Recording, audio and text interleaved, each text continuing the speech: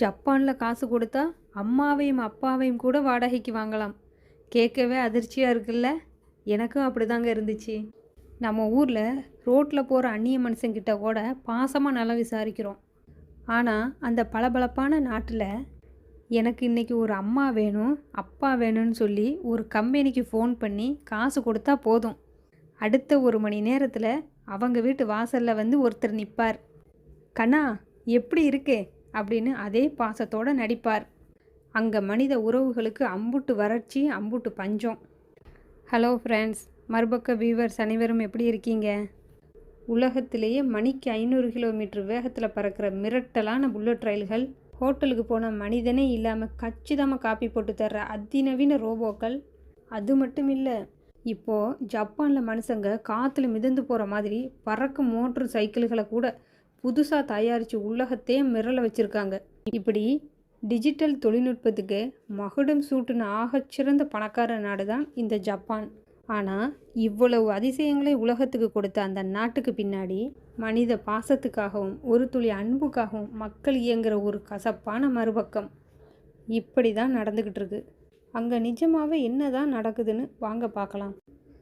அந்த ஹூக் வரியை கேட்ட உடனே நீங்கள் எல்லாரும் ஒரு நிமிஷம் ஷாக் ஆகிருப்பீங்கன்னு எனக்கு தெரியும். எனக்கே அப்படி தாங்க இருந்துச்சு. என்னடா இது, ஜப்பானில் மனுஷங்க இவ்வளவு தனிமையிலேயே இருக்காங்கன்னு தோணுச்சு. நாம் இன்றைக்கி பார்க்க போகிற இந்த விஷயம் வெறும் பிஸ்னஸ் மட்டும் கிடையாது. இது ஒரு மனுஷனோட இயக்கத்தோட மறுபக்கம். ஜப்பானில் ஃபேமிலி ரெண்டல் அப்படின்னு சொல்கிற இந்த விசித்திரமான கலாச்சாரம் எப்படி உருவாச்சு? ஏன் அங்கே இருக்கிற இளைஞர்கள் காசு கொடுத்து அம்மாவையும் அப்பாவையும் வாடகைக்கு எடுக்கிறாங்க? சரி, இப்போ விஷயத்துக்கு வருவோம். ஜப்பானில் இதுக்குன்னு பெரிய பெரிய கார்ப்பரேட் கம்பெனிகள் இயங்கிக்கிட்டு இருக்கு. அவங்க அந்த ஆஃபீஸ்க்குள்ளே போன உடனேயே அவங்க கையில் ஒரு ஹோட்டலில் மாதிரியே மெனு கார்டு கொடுக்குறாங்க.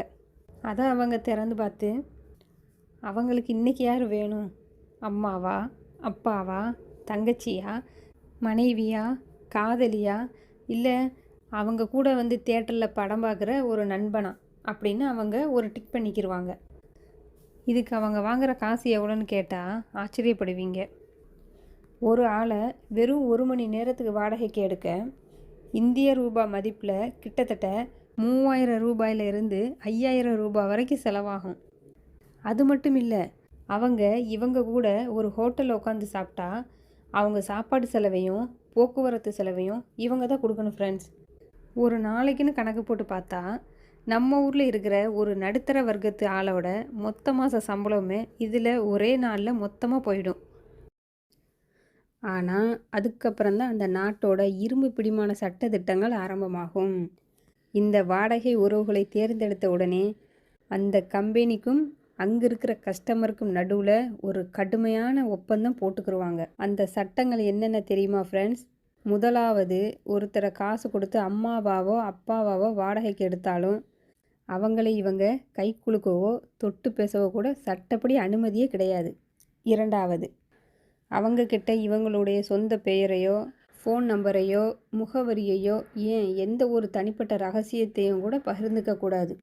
அந்த 1 மணி நேரம் அவங்களுடைய அம்மாவாகவோ அப்பாவாகவோ நடிப்பார்களே தவிர மற்றபடி அவர் ஒரு அந்நிய மனிதர் தானே.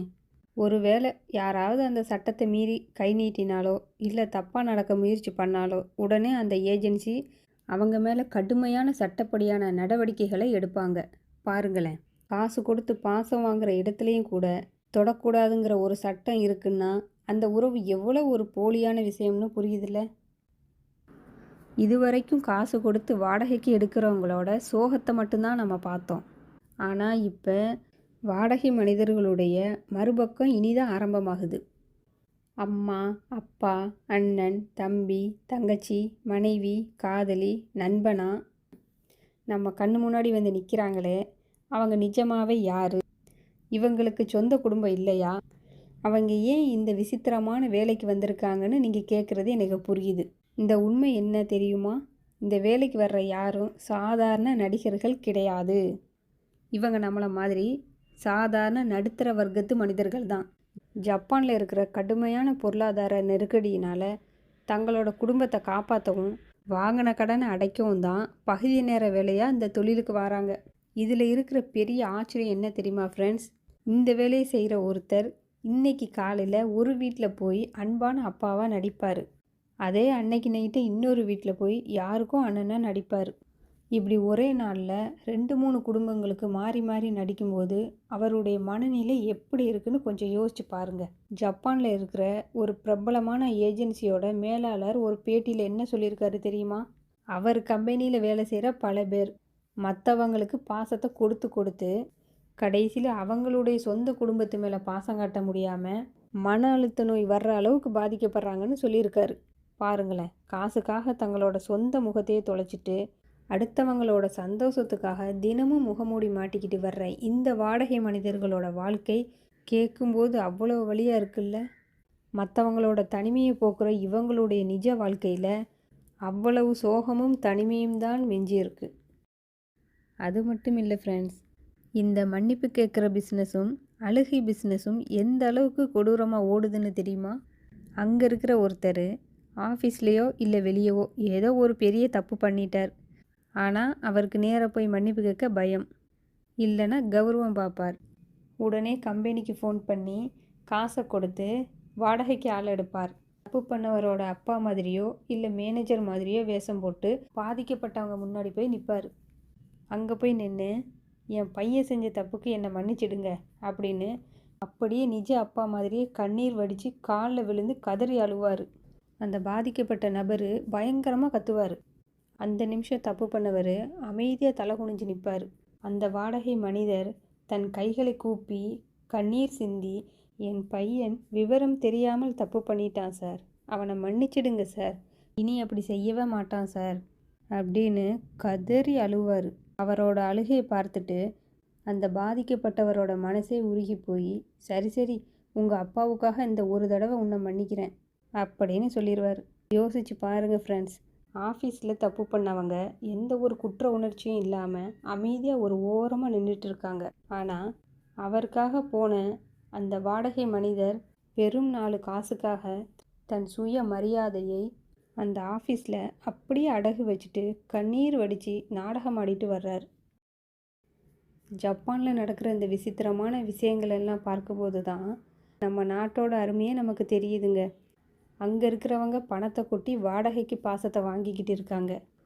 ஆனால் நம்ம ஊரில் இன்றைக்கி நமக்கு ஒரு சின்ன கஷ்டம்னா ஒரு பைசா காசு எதிர்பார்க்காம ஓடி வந்து நிற்கிறதுக்கு சொந்த பந்தங்களும் தோள் மேலே கை போட உண்மையான நண்பர்களும் இருக்காங்க. அதுதாங்க நம்ம ஊரோட ஆகப்பெரிய பலம். சரி, ஜப்பானில் இருக்கிற இந்த வாடகை மனிதர்களோட யதார்த்தமான உலகத்தை பற்றி இன்றைக்கி நாம் பார்த்த இந்த விஷயம் உங்களுக்கு எப்படி இருந்ததுன்னு கண்டிப்பாக கமெண்ட்டில் சொல்லுங்கள். இந்த வீடியோ உங்களுக்கு பிடிச்சிருந்தா ஒரு லைக் பண்ணிவிட்டு உங்கள் ஃப்ரெண்ட்ஸுக்கும் ஷேர் பண்ணிவிடுங்க. இதே மாதிரி உலகத்தில் யாருக்கும் தெரியாத இன்னும் ஒரு விசித்திரமான தகவலோட அடுத்த வீடியோவில் இன்னொரு மறுபக்கத்தை நாம் பார்ப்போம். நன்றி.